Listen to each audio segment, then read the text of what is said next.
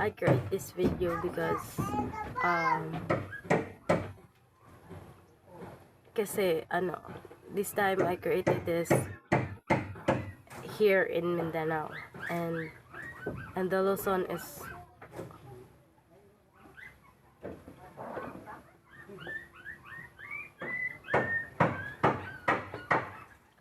wasak na yung Luzon eh. Hindi ko man naranasan yung bagyo na ganun in my life kasi dati meron ding Odette dito na nangyayaring typhoon Odette, pero hindi kasing lakas ng bagyo ngayon. Wala naman tayong magagawa eh. Only God. Ang tanging magagawa lang natin ay manalangin, maniwala, i-accept ang Panginoon na kaya niyang tunawin yung bagyo. Pero nakakalungkot lang isipin na kasi bumabagyo na eh.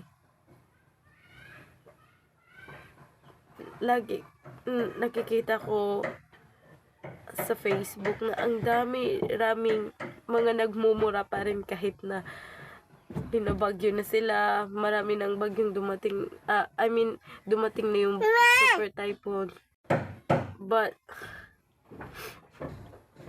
wala eh. Baka pag nakita nyo yung Panginoon na dumating na para tayo ay litisin, baka magmura din pa rin kayo. Dapat ma-realize natin yung mga bagyong dumating sa ating buhay. Mga tragic, I don't know, yung mga bagyo is paalala yun na may Panginoon na nakalimutan natin. Hindi yung si Satanas pa rin yung tinatawag natin. He can never help us. Gusto niyo po bang pumunta sa hell?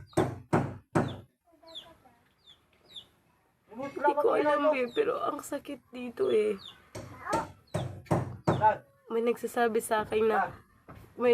sa loob sa akin na